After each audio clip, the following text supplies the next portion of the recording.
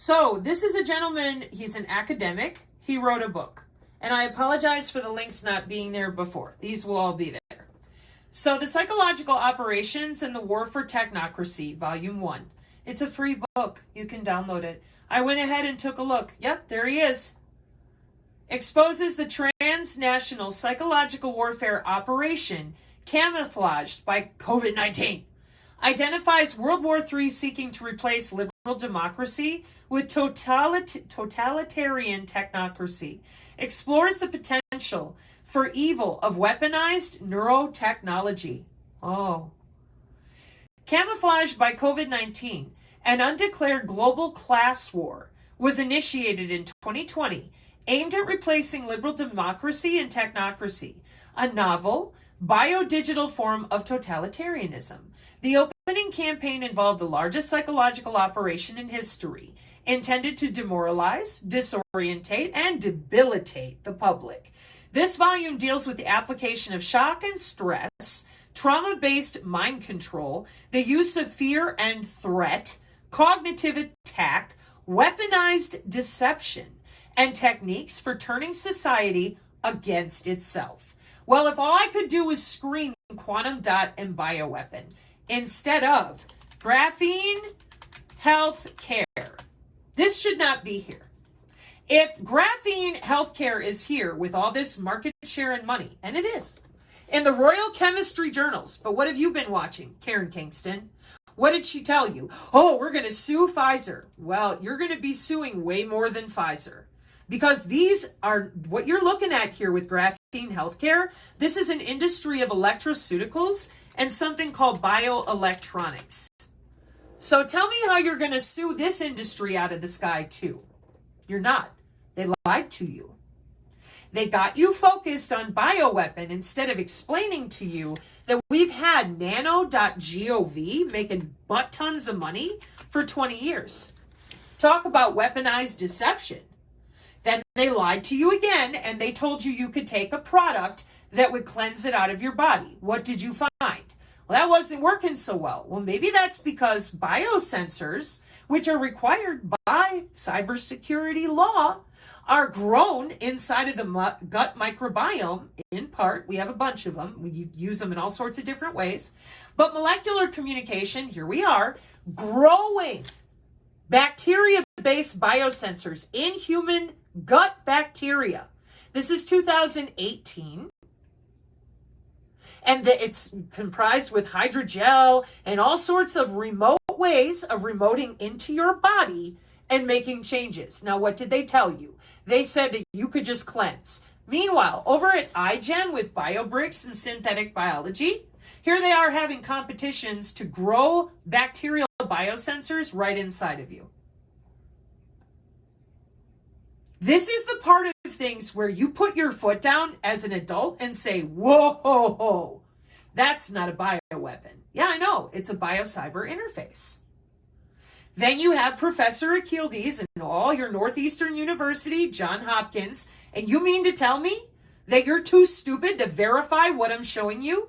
All you got to do is click on it. All you got to do is haul yourself away from the distraction and go read about your human augmentation with the biobots. It is right there, right there. Now, I'll tell you, if somebody had the ability to electrically, remotely log into my body since 2011 with HIPAA law involved, I would want to know how. I would not want to hear MK Ultra because I know that that's from the 60s. I would want to know, what is it now?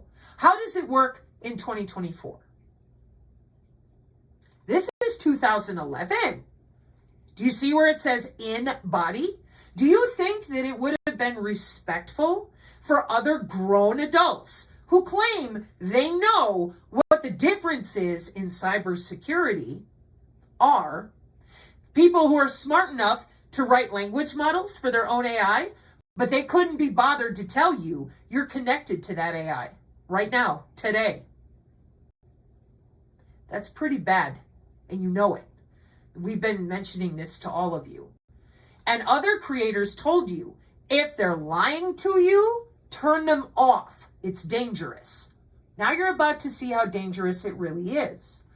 3.3 Modification of Data 2011, that a malicious intruder can inject a false node on the human body, ignoring the user's approval and the node change, can insert or delete information transmitted between nodes inside of your body. This result means that if you are attacked with a denial of service or man-in-the-middle attack, that's cybersecurity. Yeah, your body's connected to the cloud. And your insurance company, healthcare providers, or cybersecurity is logging in to your skin and bone for your biometric data. This is not unknown. This is well known. What does it say?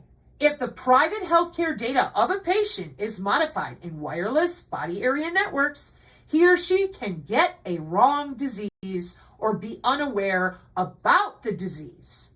And this can happen as a great disaster. That's why HIPAA's involved. That's why Cisco has a whole different set of standards on health level 7 to ensure that your body is secure. And yet not a one of these physicians who's been screaming this entire time and claiming they know it all could be bothered to tell you for this 5 years. They've had to deal with it for at least 10 years. Hey, at least Dr. Brian Ardis was honest about the intensivist and the AI in the hospital. Okay?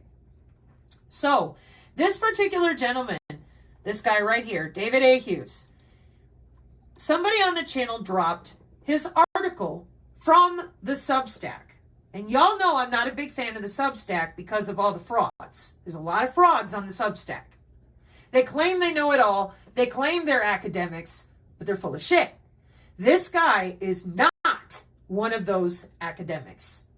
He properly cited Professor Akhildes and the same Elsevier and some of the other journals that we read from here on the channel for over a year.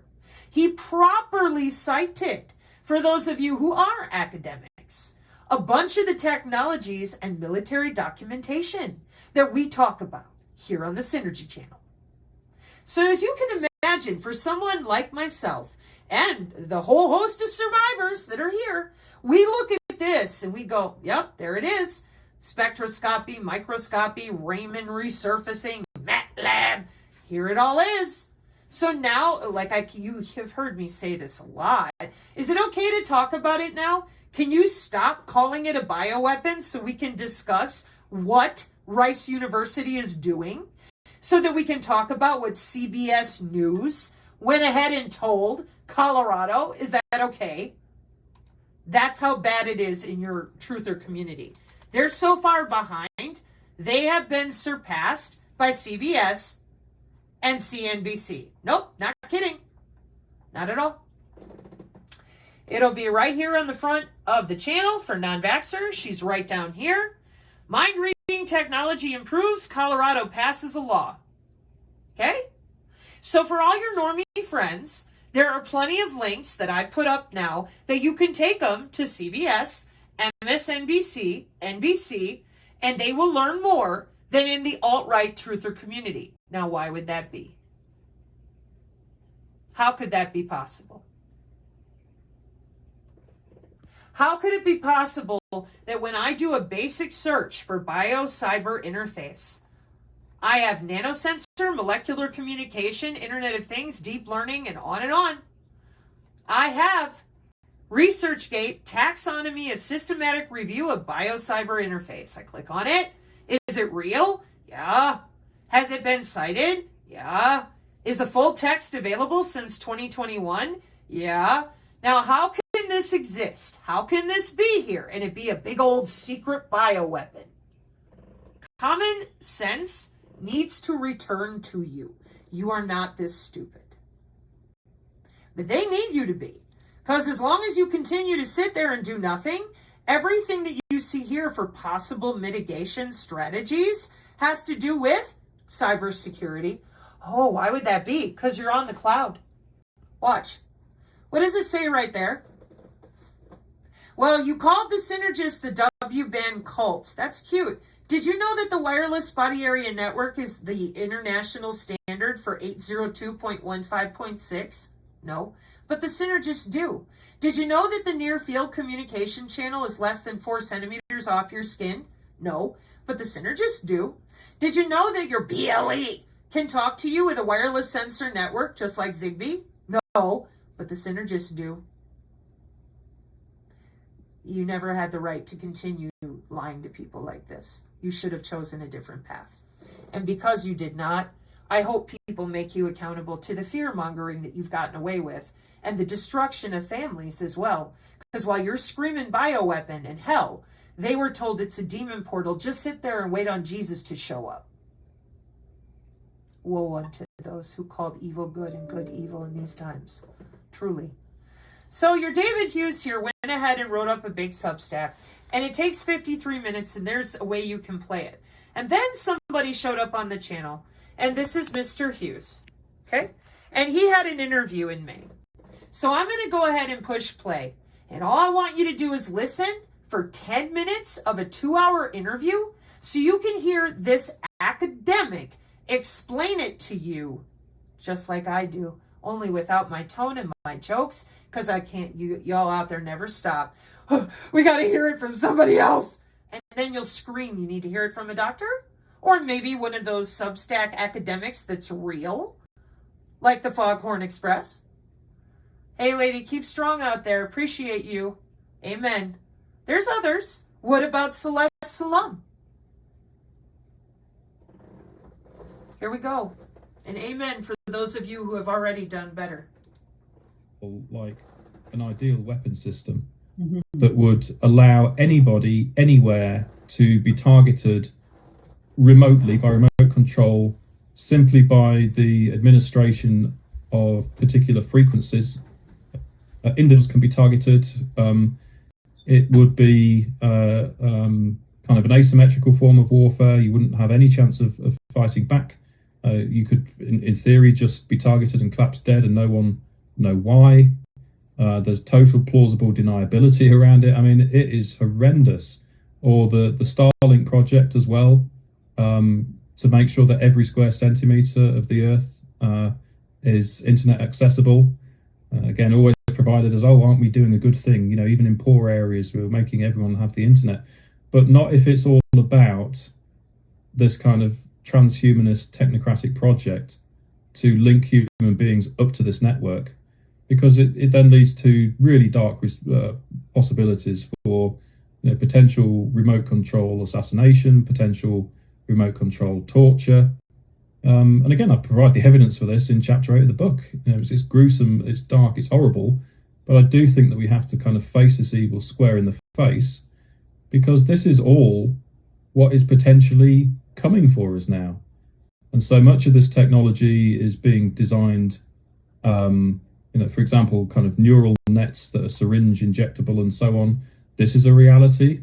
The attempt to use a new substance called graphene, found in 2004, has these incredible properties. It's kind of 1 atom thick, 2-dimensional essentially, but super strong, super conductive, and all of the. So, minute or two in, what have we discerned so far? He said they're going to use a bunch of frequencies. Yeah? Oh, you mean like with pervasive computing? What do you need to know? Well, the wireless body area network connects all the independent nodes they put in your clothes, on your body, around your body, or under your skin.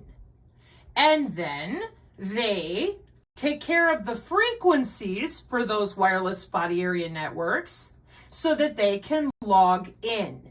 They have multiple ways to do it: frequency band, packet component, modulation. What is all this? Well, that's what a network engineering professional or computer networking person puts inside of something called the PPDU. That's your packet structure, the physical protocol data unit. And every computer networking person knows this, and they also know that they have to utilize the right frequency band. Yeah, just like over here with the FCC. Electronic health monitoring took a big step forward in 2012 when the United States Federal Communications Commission approved spectrum for medical body area networks that allotted frequencies on certain megahertz that were part of the spectrum that was returned when TV shifted from analog to digital.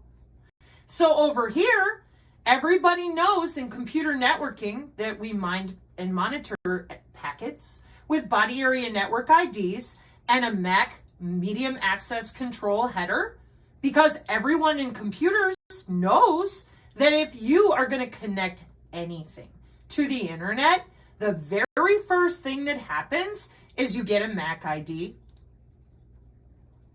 So as I mentioned previously, I've had to teach people more about computer networking than I ever thought I would. And right here at the physical layer where your media, signal, and binary transmission is, you don't connect to the internet without layer 2 of the open systems interconnection model of computer networking. Since the 40s, you heard me, 4 T's. So everybody knows in computer networking that the moment you want to connect anything to the internet, you're going to get a MAC ID. That includes peer-to-peer blockchain. What'd you tell people? You scared them. And then you lied. And when people like me stepped up 2 years ago and said, you don't need to be afraid, this is computer networking through the human body, you refused to learn. You refused to tell the truth to your fellow man. And you lied. If you're from computer networking, you straight up lied and laughed at people while they were afraid of MAC IDs. Something everyone in computers knows about since the 1940s. Have I said it enough? Disgusting. So then, because they have no knowledge, you said frequency, frequency, as if it's something to be afraid of. It's mandated. These are jobs. So he told you, we're watching the frequencies, watching your body, these people get to log in whenever they want to. Stranger Things ending scene that I play for the Synergist sometimes. Trying to up the heart fire and encourage people not to give up, you know? Well, maybe you wouldn't. But I hope you don't give up. Because that bioelectricity of your body, when you can actually feel your biofield, formerly known as the aura, that you will feel the electricity coming and going.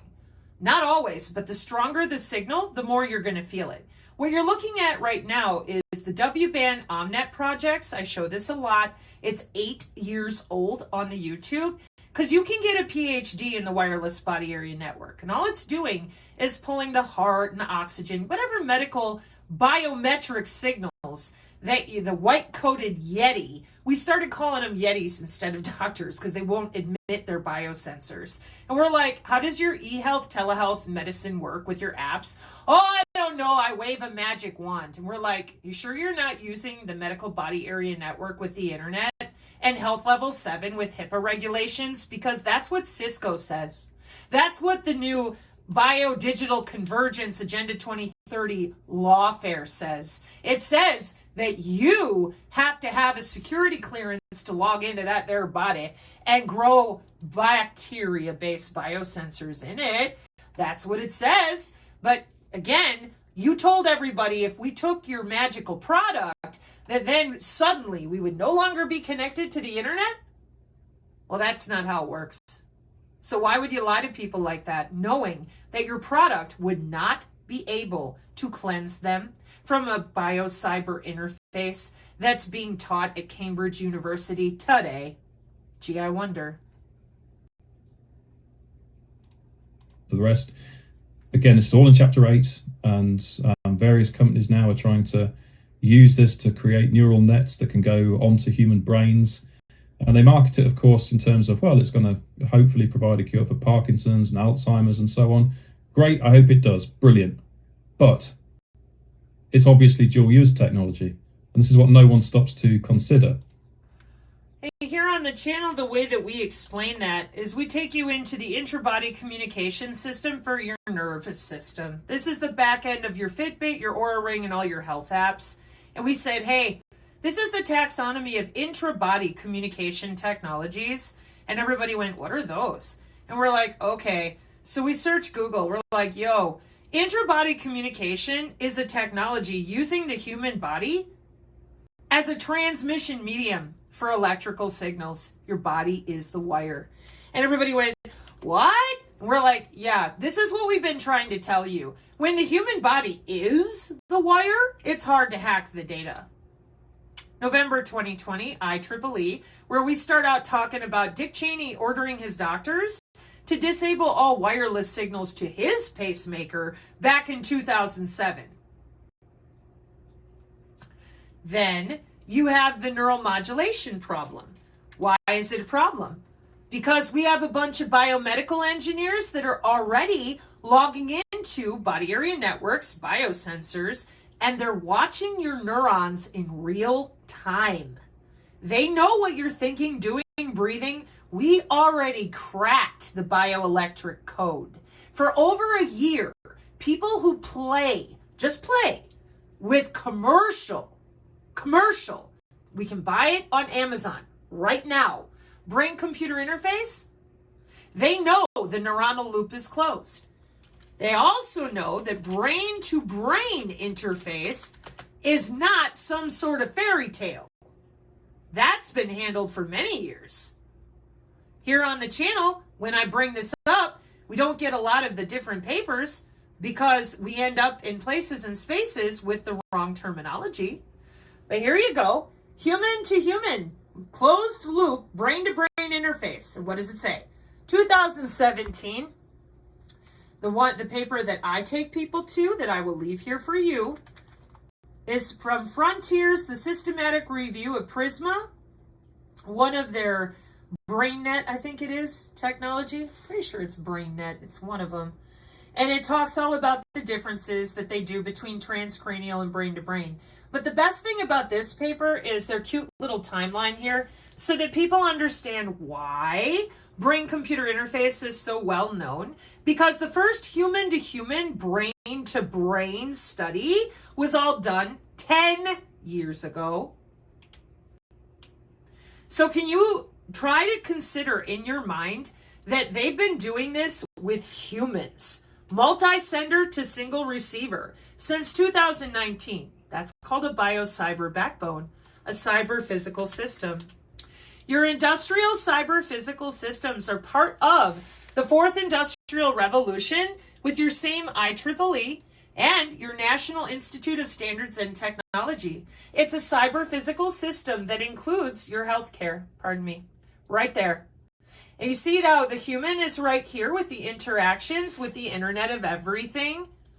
That's why NIST is involved in the bio-cyber interface for cyber physical systems on a cyber physical backbone. 2017, right? Yeah, 2017. And your digital twin is already allowed to be accessed per our Senate for biological product and biosimilar or interchangeable new types of wireless drugging and wireless health care. See what a difference it makes when we use the right terminology instead of MK Ultra. No, brain to brain, 2014. Human to human closed loop, 2017 for neurons and muscle control. Innovative circuits for medical application, biotelemetry, biomems, point of care, genomics and systems biology, human-machine interfaces, body area networks, and biosensors. If it's good enough for y'all to get together in a hotel and have a ton of these conferences, because there's many of them worldwide, then why wasn't anybody able to talk about it? Well, there's money involved here, and it's pretty big money with nanotechnology and nano.gov. But first, let's return and let the academic continue to educate the rest of us. But in the hands of the wrong people, this could be used for purposes of direct control over human bodies and direct human enslavement. So this is a really terrible thing That's the part I forgot. You'll have to pardon me. I apologize. So here's your electromagnetic methods for your intra-body communication technologies, defined as a technology using your body as the electrical transmission medium. And I told you that we're here at the Internet of Medical Things for the intra-body communications for your nervous system. And you, whoever you are, well, they love us. Do they? I'm sure they do. What is all this? See, we've been living in a world in which you keep telling everybody there's no aura. That's all foo-foo and woo-woo.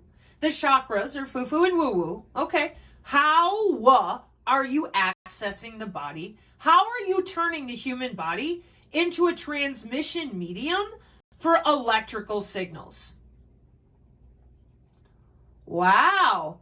You want to tell me how? Look at how many pages. This one's in the Synergy Tech Metric PDF. This one we look at all the time. Here's the one we're on now. How'd you miss it? Gee, I wonder. How does it work? Who's in charge of all this? Let me show you what he means by dual use. Because clearly, way too many of you out there just never bothered to look any of this up. I'm sure. You had no idea, right? That the wireless sensor network topology of the ultra-wideband and that intra-body communication on a wireless body area network would send high data rate wireless communication. What does it say? 802.15 biosensors. They got their own little network inside that working group. Yeah, and you're not hacking that. That's the whole point of cybersecurity on the body. Medical radar, isn't that nice? What does it say about the monitoring? Yeah, you're not in the hospital connected to anything. Isn't that nice too? Now tell me how. I don't want to hear ghost stories about demon portals at CERN. I want to hear about that digital twin. I want to hear about sending a drone over your home in order to get your healthcare data.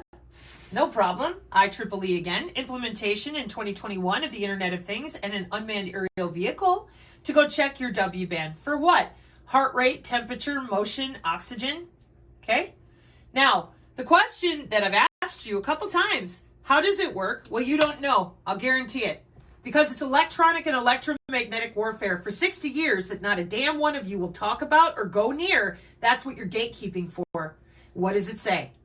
How does electromagnetic warfare work? Radio wave, microwave, millimeter wave, infrared, and visible light, huh? Yeah. And let's take a look at that taxonomy under your skin again for their new healthcare for you. Let's see what it says. Microwave, millimeter wave, terahertz, and optical. Yeah. With driving different frequencies through the neural signal transmission of intra-body tech. Now, how did they get away with this? Because you all lied about human anatomy. You told everybody the biofield is not real. The human aura is not real. It is just garbage. It is fake. It doesn't exist. The chakras do not exist. You're not electrical. Shut up. That all belongs to religion. Meanwhile, what were you doing? Fake, fake, fake, fake, fake. What were you doing while you told everyone else to shut up? Bioelectromagnetic algorithms. So, you connected people to the cloud by their body. Then you wrote algorithms for their DNA specifically. And those bioelectromagnetic algorithms are also on the National Institute of Health. This is just one paper to show for it. There's tons of them. Back into all those databases for your cute little biomedical engineers to log in and out of your blood, bone, and tissue. And this is 2023, but they've had access with HIPAA regulation since 2011. This particular blog is 2018.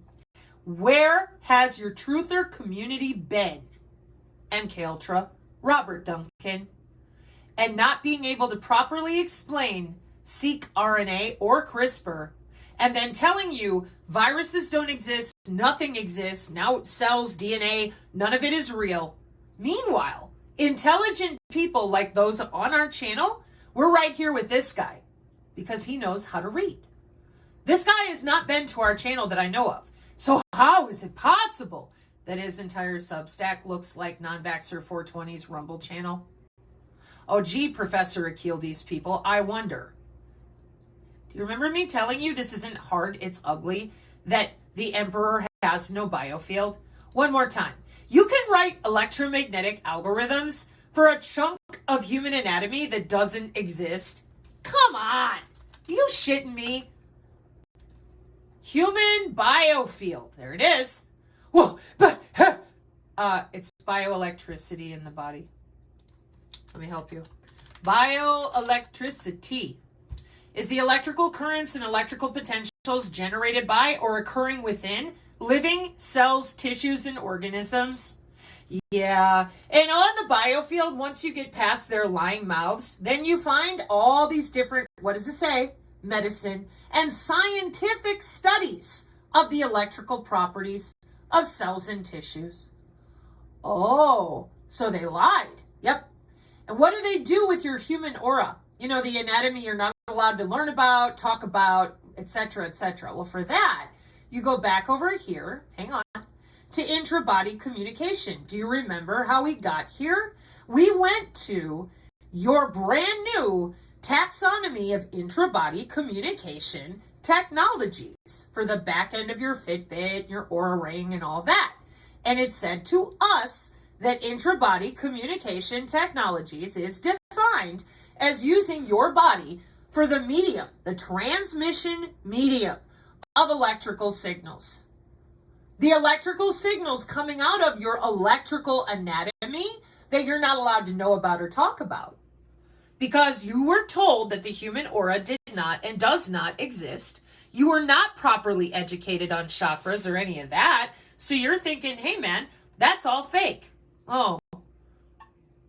So your body's not electrical or magnetic and you can't feel your own skin, right? Perfect. Because they're routing computer data through you to affect your blood, bone, and tissue. And now that nobody can feel their own skin, well, here they come. They're just going to log right in and fix you with precision AI healthcare.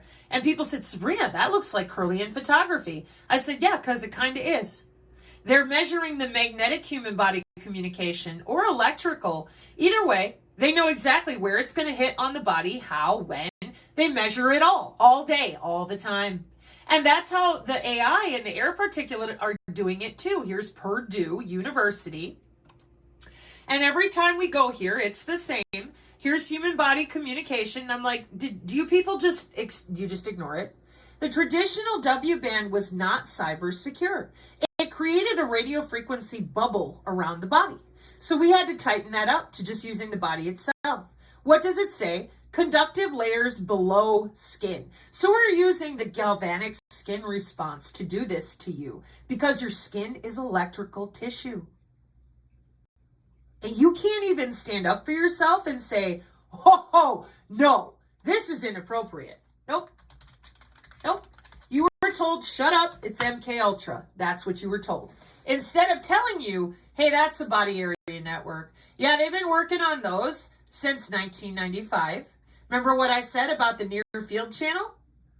Being 4 centimeters or less off your skin? Yeah. And the nano is inside of you? Uh-huh. And everybody said, nano? What is that?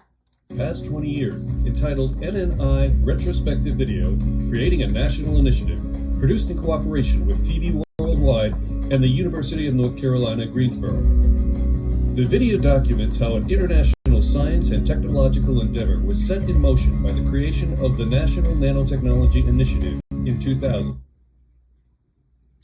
Let me rewind that for those of you that still don't understand how bad they psyoped you by lying for 5 years. Okay? They told you this is a bioweapon, patent, quantum dot. Listen carefully to how long they've been working on this and making money. Initiative, produced in cooperation with TV Worldwide and the University of North Carolina, Greensboro. The video documents how an international science and technological endeavor was set in motion by the creation of the National Nanotechnology Initiative in 2000, with a cumulative U.S. investment of $36 billion by 2021. So do you think that maybe somebody should have told you a little bit more than that CERN's opening demon portals and the world is ending and pharma? Yeah, I used to work for Pfizer. Pfizer gave you a demon field. If you took the shot, that's the mark of the beast. You bought that, huh? Nanotechnology is now pervasive in comprehension of nature, solutions for emerging technologies, and in all economic sectors dealing with matter, energy, and life systems. All of the interviewees in the video provided very special insights as they reflected on the past 20 years of the successful National Nanotechnology Initiative. One of the main outcomes of the NNI after 20 years of federal investment is one of the key technologies that was needed for these mRNA vaccines.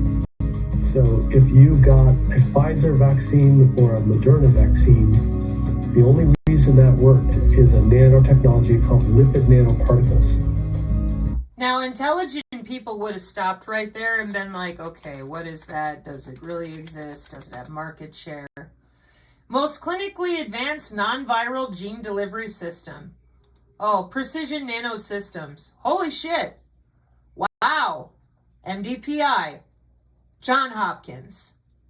American Chemical Society. You call that a bioweapon? So you're going to go round up all these companies and universities?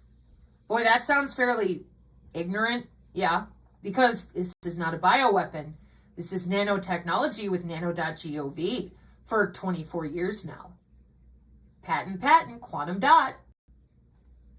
It's not appropriate. Never was. And there is no justification in your bank account that will undo the damage you've done. All of you that did this. That we are looking at. And the sad thing is that there is no reason to imagine that this technology will be used responsibly, because what have we seen since 2020? A complete tearing up of basic medical ethics. Informed consent, first do no harm, all of these things just went straight out the window. Mass violations of the Nuremberg Code, coerced injection of a reported 5.5 billion people with substances which I've already shown contain a whole host of undisclosed ingredients.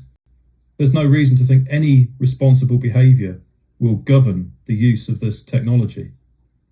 So if you want to know what the dystopian future looks like, it's probably even worse than you've already imagined.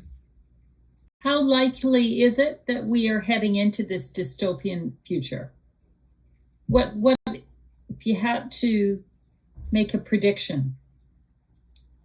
Well, I'm not in the business of making predictions because I don't have a crystal ball.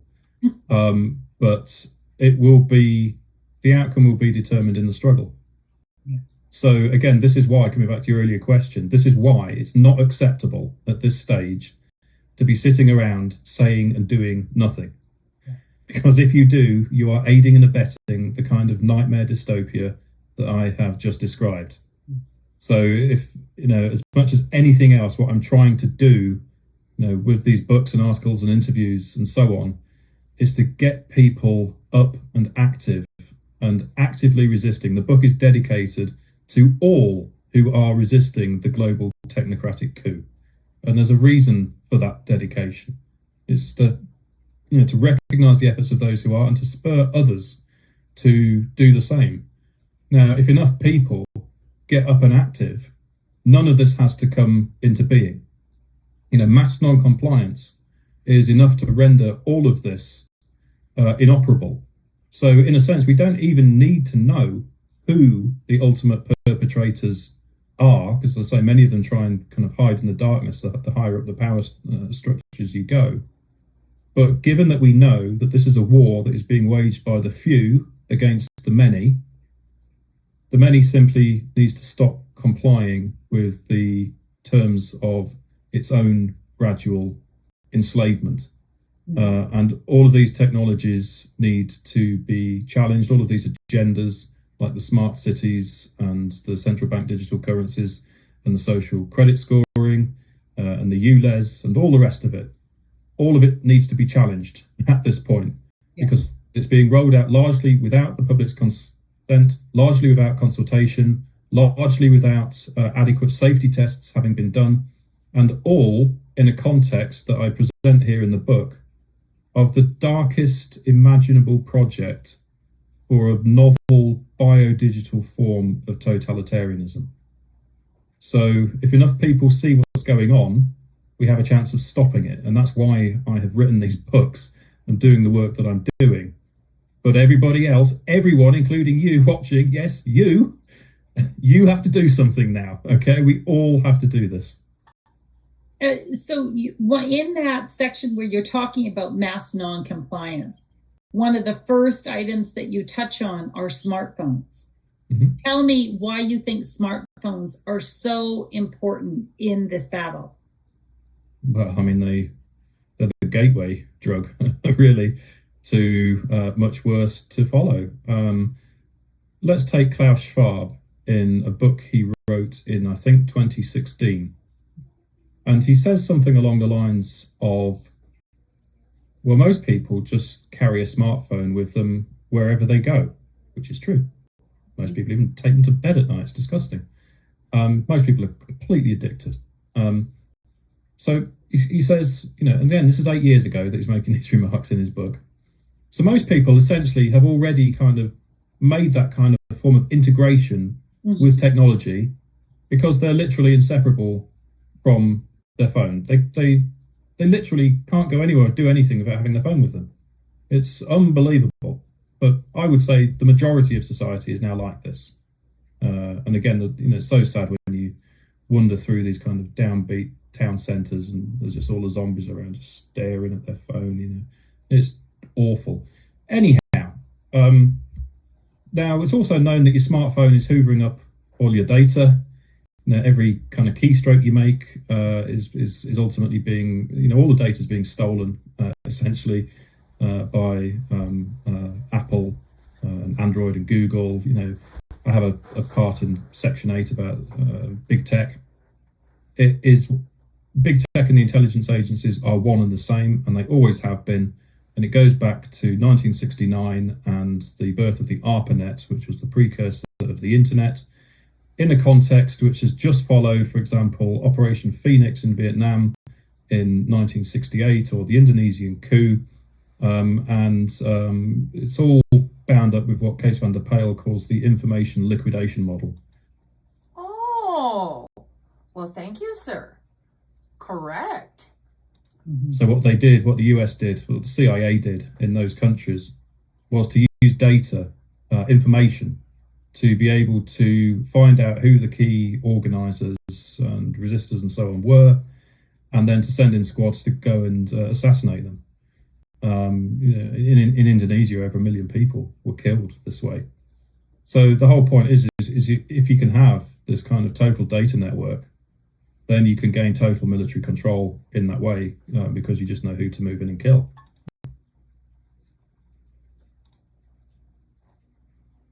Oh, no, can't be. No, there's just no way that they have a global information grid. Oh, my word. Yeah. And they've been doing it since Vietnam. Yeah. Okay. And it's all been there the whole time. It's still here. And for those of you, I have a new search to show you on basic Wikipedia so that nobody's confused. Strategic Command is one of the 11 unified combat commands in the U.S. DoD, headquartered in Nebraska, responsible for strategic nuclear deterrence, global strike, and operating the Defense Department's gig. The same global information grid that we went over on the Synergy channel numerous times so that other people could start talking about net-centric warfare, biosensors in American citizens for biosurveillance. There it is. Wow, that was hard. Net-centric warfare. That's the same thing on the Computer Weekly article. And power to the edge. in all the different ways that the US DoD has mandated that the Global Information Grid will be the primary technical framework to support US network-centric warfare. Sensor systems. Ta-da! Oh, how'd they get the biosensors in us? Because the biosensors go all the way back to the 60s. We've also taken all of you through that numerous times. And we're like, yo, these things have been around for a very long time. And we use them in everything. Soil, food, pathogen, drugs, water. I don't know what it is. I don't believe you. I don't believe you. I think you're hiding it from people because you don't want them to be able to know what you're really doing. As long as everybody's dumb as a post, pardon me, then you get to continue telling them that it is a bioweapon from some other country. They remain terrified buying your bullshit products, and they have no damn idea that this is all mandated by DHS and our whole government since the 50s, where they literally go to their modeling technology events and they learn how to use network modeling software with your DigiTwin to change your bioelectricity. There they are. Sensors open system architecture for what? Command and control. Here it all is. The DigiTwin in business in 2019, no longer separated as humans and things like it started. Now it's the Internet of everything.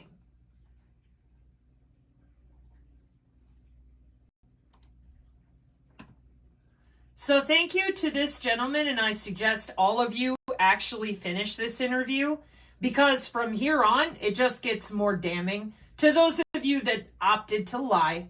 And this isn't about message over messenger. It never was. And it never will be, at least not for me. What this is about is going to work and collecting a paycheck for something that somebody should have said no a long time ago. The church hearings were a bomb. The whole thing with the Q was a bunch of trash and noise that people are still buying into rather than getting educated.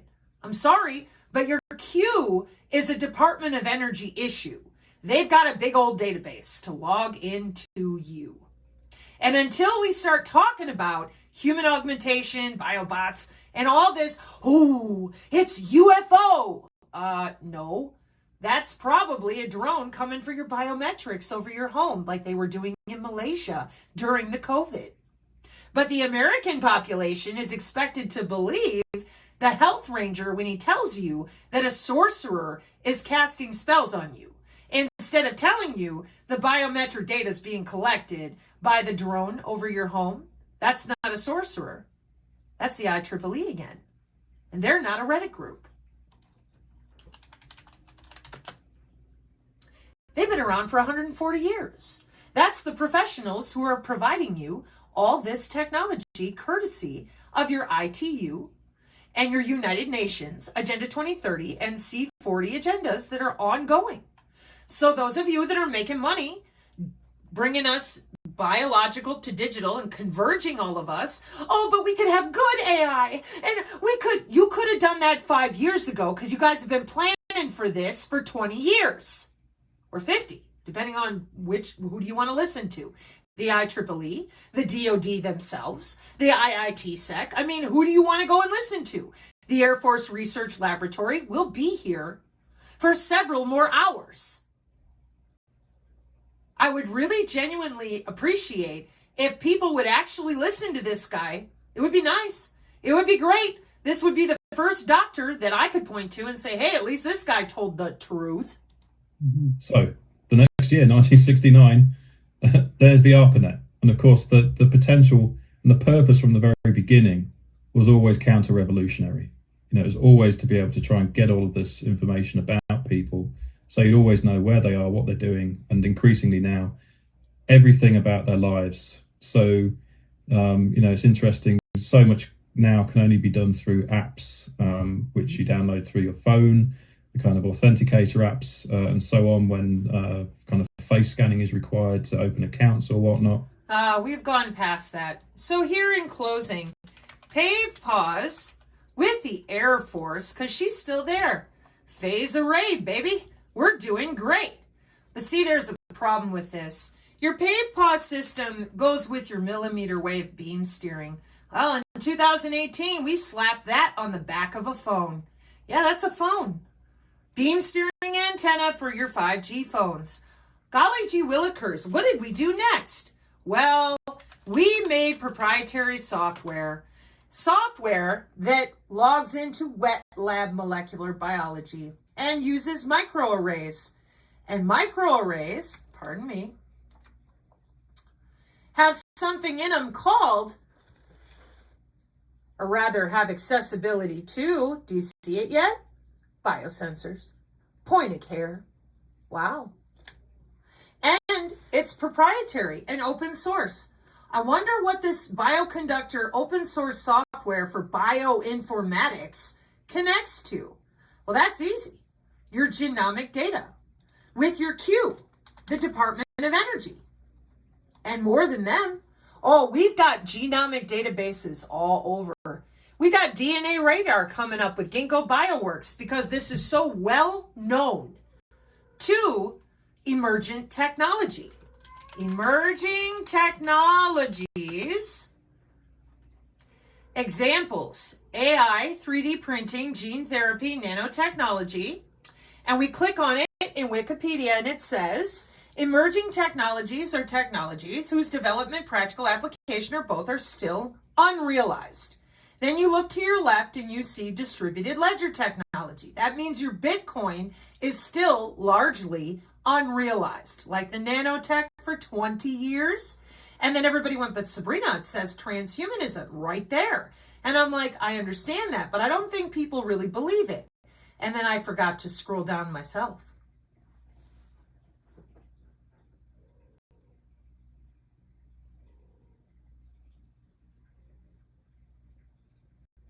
Can't say it enough. If you've had your mouth glued shut to protect the electronic warfare divisions for 5 years now, you've been helping eugenicists. That's what you've been doing. It's what you're still doing. These are databases. This is technology that has harnessed human biology for nothing short of total control down to the bone marrow. Every single human out there who came across this at any given level would have said no if they were human. Right? Wrong. This has been going on my entire life. You know what's even more sick? The majority of people who've come across my channel, they have no empathy for me at all. None. None. Zero. That ain't good. But you will not scare me off. Every human deserves to know that their body is electrical, has bioelectricity, and that they are now under surveillance by the DHS and the biosurveillance divisions. Rather than being told ghost stories, UFO stories, they should have been told, we got you on a database, and we're practicing eugenics in the form of macrogenomics or omics. That's what it's called. And in biology, the word omics refers to the sum of constituents within a cell. You think seq-RNA and CRISPR is all they got? Huh?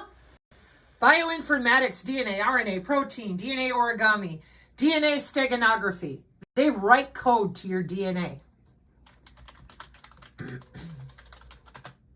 That's how little they think of you. Your same people that you keep telling me out there, oh, they're going to save us. They can't.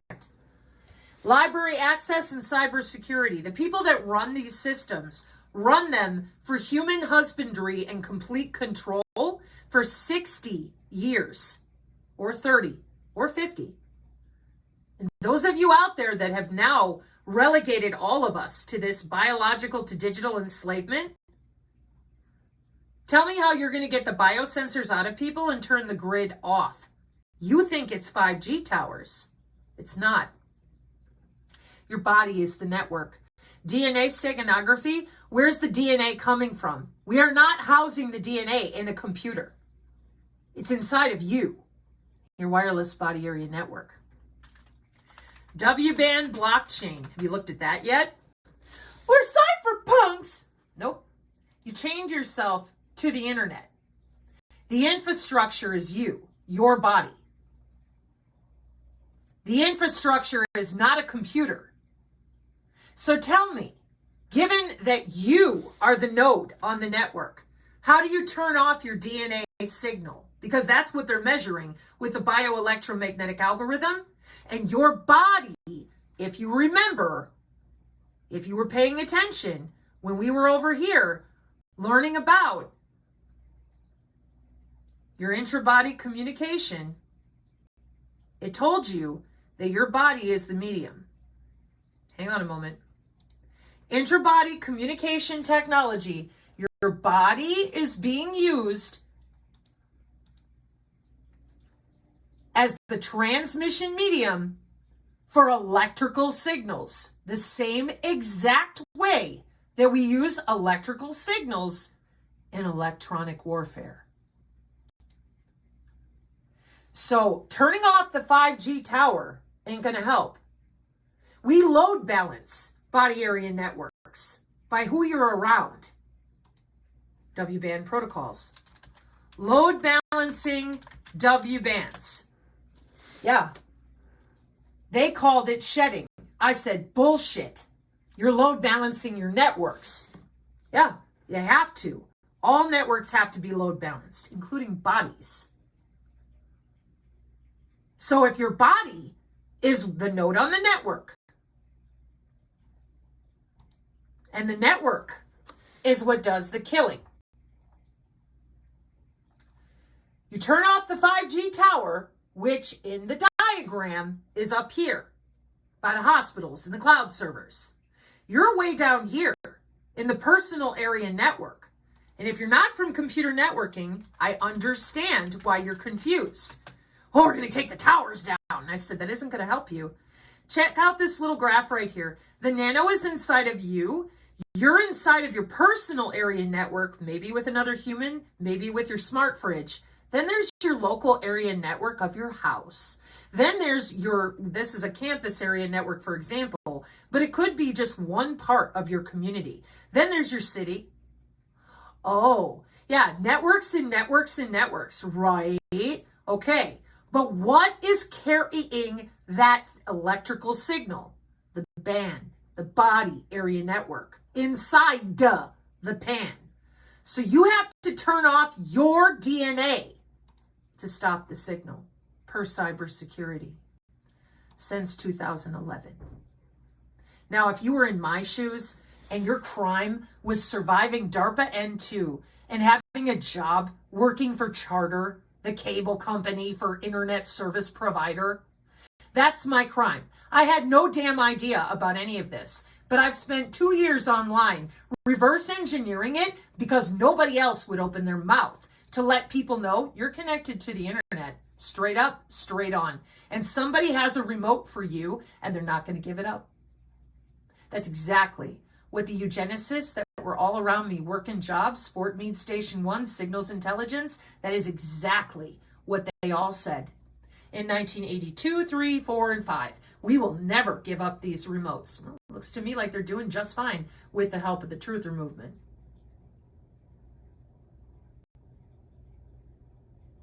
I thought America didn't approve of eugenics. Well, I guess America has changed her mind. The people that don't want to talk about the body area network, check out the money they're making over the next 10 years. I guess I would protect my bank account too? Fuck no, I wouldn't. Digital enslavement is very real. And they didn't start it 5 years ago. Mark 5:36, amen.